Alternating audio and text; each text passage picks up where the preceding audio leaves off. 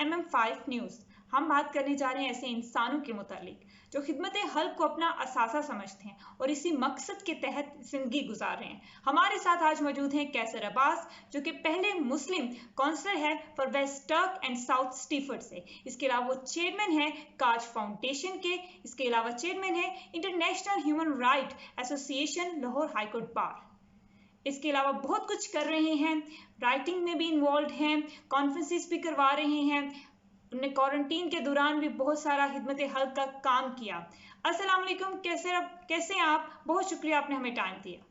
जी, वालेकुम अस्सलाम। अल्हम्दुलिल्लाह। सबसे पहले तो अस्मा, आपसे बात करके बहुत अच्छा लगा। आपका MMTV का मैं बहुत शुक्रगुज़ार हूँ कि आपने मुझे आज अपने प्रोग्राम में जो है वो मौका दिया। जैसा कि आप बहुत कुछ कर रहे हैं, तो मैं ये ज़रूर जानना चाहूँगी कि इसके ड्राइव क्या रही, आपको किसने इंस्पायर किया?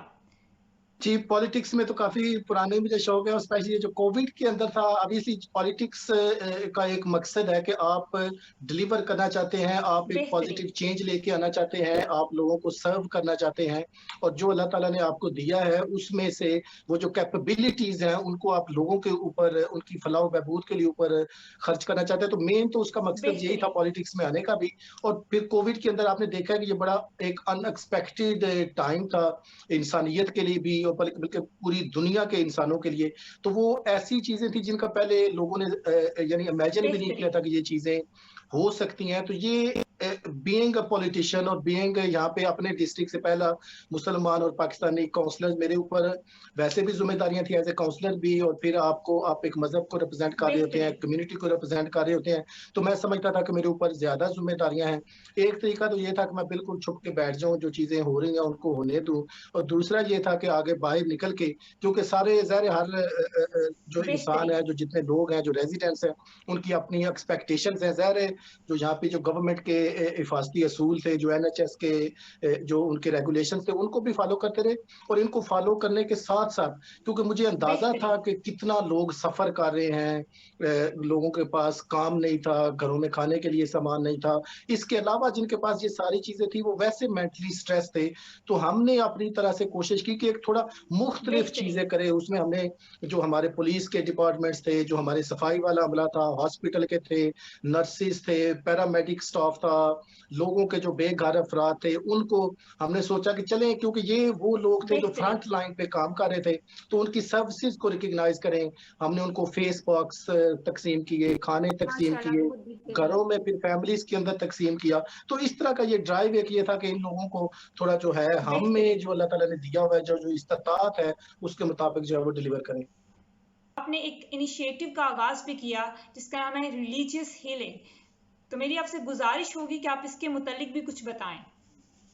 जी, ये काफ़ी यहाँ पे भी लोगों को लोगों ने सराहा उसको, क्योंकि कोविड के दौरान ज़ाहिर है मैं खुद भी इन चीज़ों से गो थ्रू हो रहा था, तो पता था कि मेंटली स्ट्रेस कैसे होता है। तो बेहतरीन। आपको पता है, यानी जो लोग रिलीजन के ऊपर बिलीव करते हैं, ज़ाहिर है यहाँ पे कुछ लोग रिलीजन के ऊपर बिलीव नहीं भी करते, लेकिन जो रिलीजन के ऊपर बिलीव करते हैं तो उनको ऑब्वियसली कम्फर्ट होती है, जब मुश्किल होती है तो वो रिलीजन की तरफ रुख करते हैं।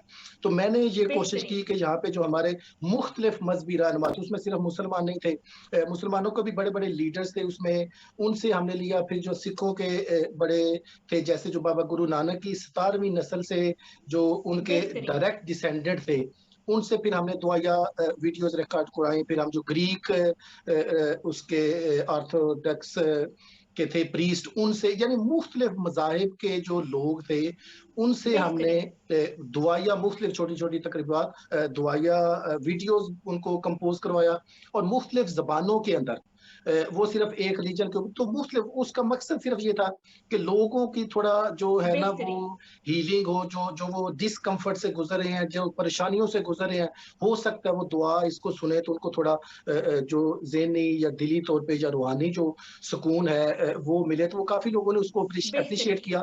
और जो मैं उसमें जो मुख्तलिफ उलमाए किराम थे, मुख्तलिफ मज़ाहिब के, उसमें हिंदू थे, मज़हब को मानने वाले सिख रिलीजन से थे, मुसलमान थे, क्रिश्चियनिटी थी, फिर क्रिश्चियनिटी के अंदर डिफरेंट सेक्ट्स हैं, उन बेहतरीन। सारों के लोग थे। तो वो काफ़ी उन लोगों ने भी बड़ा उसको एप्रिशिएट किया। और फिर जब लोगों ने हमने जो वीडियोज़ को रिलीज़ किया रैंडमली मुख्तलिफ सोशल मीडिया चैनल्स के थ्रू, तो उसको भी लोगों ने जो है वो काफ़ी ज़्यादा जो है वो एप्रिशिएट किया। एक टोटली यूनिक काम बेहतरीन। था, डिफरेंट था, तो लोगों ने उसको बहुत पसंद किया था। आप आपने वुमेन एम्पावरमेंट के ऊपर कुछ कॉन्फ्रेंसेस भी की, फिर इसके मुतालिक आपने आर्टिकल्स भी लिखे। तो मैं इसके बारे में भी आपका नैरेटिव जानना चाहूँगी। इस इनिशिएटिव का क्या पर्पस है, आपका क्या कहना है वुमेन एम्पावरमेंट के मुतालिक? ये आसमा बहुत शुक्रिया। आपको पता है कि ये बड़ा कितना इम्पोर्टेंट टॉपिक है, और जो वीमेन एम्पावरमेंट है वो कितना जरूरी है, स्पेशली ये जो एथनिक कम्युनिटीज बेहतरीन। हैं यहाँ पे यूके के अंदर है, या जो साउथ एशिया है, बाकी जो कंट्रीज है वहाँ पे आपको पता है कि खवातीन को वो वाले हकूक, इज्जत एहतराम तो हम करते हैं, लेकिन वो वाले जो हकूक उनके नहीं है जो होने चाहिए, या जिस तरीके बेहतरीन। से उनको अमली तौर पे हर फील्ड के अंदर आना चाहिए, उस तरीके से नहीं है, आ रही हैं, जो एक अच्छी बात है, लेकिन उनको मजीद इनकरेज करने की जरूरत है। तो यहाँ पे अभी से यहाँ पे थोड़े डायनामिक्स डिफरेंट है यूके के अंदर। तो यहाँ पे मैंने कोशिश की कि हम बेहतरीन। एनुअली यहाँ पे विमेन कॉन्फ्रेंस करवाते हैं। उसके मकसद ये होता है कि हम जो एक तो इस्लाम का जो एक स्टीरियोटाइप इमेज यहाँ पे बना हुआ है उसको चेंज करें, और बताएं कि खवातीन, जो मुस्लिम खवातीन है, बेहतरीन। उनका किरदार क्या है, इस्लाम ने खवातीन को कौन से हकूक दिए, फिर जो नॉर्मल खवातीन है हमारी, उनको किस तरीके से हम इनकरेज कर सकते हैं। तो उन खवातीन को मैं आगे लेके आया, उनसे हमने कहा कि आप बात करें, आपने किस तरीके से तरक्की की। उसका मकसद ये था कि जो आम खवातीन है, एक तो उनको थोड़ा हौसला मिले, वो आगे आए। फिर यहाँ पे मैंने काफी मॉर्निंग्स रखी एशियन खवातीन के साथ, उसमें मुस्लिम मज़ाहिब की भी खवातीन थी, तो उनको भी मैंने इनकरेज किया। मैंने कहा कि आप लोकल पॉलिटिक्स के अंदर आए, जहाँ पे आपके हकूक की बात आए वहां पे आप आगे आए। फिर एजुकेशन के सिलसिले में, तो उन सारों को इकट्ठा करने का मकसद ये था, होता है उन कॉन्फ्रेंसिस को, कि जो खवातीन के जो हकूक हैं उसके बारे में अवेयरनेस हो, और जो खवातीन आ रही हैं उनको भी थोड़ा हौसला मिले कि नहीं, ये चीजें जो है वो पॉजिटिव है और हमें इनके अंदर हिस्सा लेना चाहिए। और दूसरा ये है कि आपको पता है कि खवातीन के ऊपर तशद्दुद के काफी वाकयात होते हैं, डोमेस्टिक वायलेंस होता है, और स्पेशली वहाँ से जो खवातीन शादी करके यहाँ पे आती हैं उनके भी एक अपने मसाइल हैं, तो उनके ऊपर काफ़ी ज़्यादा काम होने वाला था। तो कोविड के दौरान भी और इससे पहले भी काफ़ी खवातीन ने मुझसे राब्ता किया जिनके हालात बहुत ही यानी ख़राब थे। कई तो ऐसी थी जिनको घर में अपने को जो है वो ससुराल में इस तरीके से रखा हुआ था को वापस फ़ोन तक उनको करने की इजाज़त नहीं थी। फिर फाइनेंशियल जो है उनके ऊपर वो उन्होंने इम्पैक्ट डाला हुआ था, उनके फाइनेंसेस कंट्रोल कर रहे थे, बात किससे कर रही हैं वो कंट्रोल हो रहा था। तो यानी वो एक मैनिपुलेशन थी, which is kind of domestic abuse. तो उसके ऊपर फिर मैंने अवेयरनेस रेज़ की, फिर मैंने आर्टिकल्स लिखे। वो जो आर्टिकल्स हैं वो यहाँ पे इंग्लिश मीडिया में पब्लिश हुए। हमारा जो ऑफिशियल काउंसलर्स का मैगज़ीन है द फर्स्ट, उसके अंदर उन्होंने पूरे पेज का उसको शाया किया। लेकिन और उस शाया करने से हुआ क्या, आसमा के बहुत ज़्यादा और ख़वातीन ने मुझसे राब्ता किया, और अल्लाह का शुक्र है कि इस सारी चीज़ों से जैसे ही थोड़ी अवेयरनेस आई, हो सकता है उसमें चंद लोग हों, लेकिन 3-4 ऐसी ख़वातीन थी जिनकी हमने अमली तौर पे जो है वो मदद की। और वो ऐसी उनकी स्टोरीज़ थी कि यानी कई दफ़ा मुझे ऐसे लगा कि हो सकता है मुझे जो है ना वो साइकोलॉजिकली कोई ट्रेनिंग की ज़रूरत है, या इतना यानी वो उनके साथ इस तरह का सलूक हो रहा था। तो इन सारा का मकसद ये होता है कि एक तो ख़वातीन को जो है वो इज़्ज़त एहतराम के साथ-साथ उनका जो हकीकी रोल है उसके अंदर भी उनको एक्टिव किया जाए, उनको इनकरेज किया जाए। और जो ये तशद्दुद की जो एक लहर है ख़वातीन के खिलाफ है, डोमेस्टिक अब्यूज़ है, उसके बारे में ख़वातीन के अंदर भी और जो मर्द हज़रात हैं उनके अंदर भी अवेयरनेस रेज़ की जाए कि देखें ये सही चीज़ें नहीं हैं, और अगर कोई चीज़ें गलत हो रही हैं तो आपको उनको रिपोर्ट भी करना चाहिए।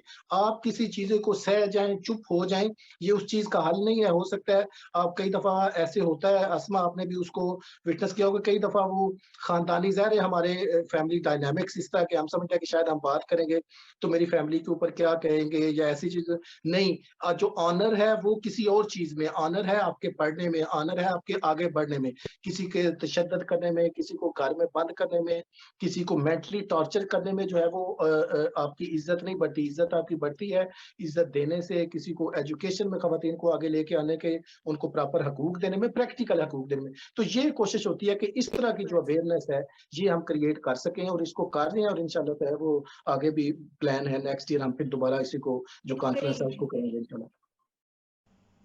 बेहतरीन, बहुत शुक्रिया कैसर, आपने हमें टाइम दिया। It's a wonderful discussion. बहुत सारी हमें नई चीज़ें पता चली। एंड पे अगर आप कुछ मैसेज देना चाहें या आपने कुछ फर्दर जो भी आपके प्रोजेक्ट्स हैं उनके मुतालिक कुछ बताना चाहें। का आसमा और एमएम टीवी का दोबारा कि आपने मुझे मौका दिया अपने प्लेटफॉर्म से। अभी हम नेक्स्ट अभी इसी मंथ के अंदर हम ब्लैक हिस्ट्री मंथ है जो अफ्रीकन की हिस्ट्री है उसको हाईलाइट करने का वो हम प्रोग्राम करने जा रहे हैं। फिर इंशाल्लाह ताला हम इंटरफेथ कॉन्फ्रेंस जो रेगुलरली करते हैं पिछले एक साल नहीं कर सके, उसकी वजह ये थी कि कोविड की, अभी हम उसको करने जा रहे हैं जिसमें मुख्तलिफ मज़ाहिब के जो लोग हैं उनको लेके आगे आएंगे। फिर हमारे प्रोजेक्ट्स कुछ पाकिस्तान के अंदर चल रहे हैं, साफ पानी के प्रोजेक्ट्स हैं जो हमने पहले भी लगाए हैं स्कूल्स के अंदर और कुछ देहातों के अंदर, उसके ऊपर इंशाल्लाह ताला काम करेंगे।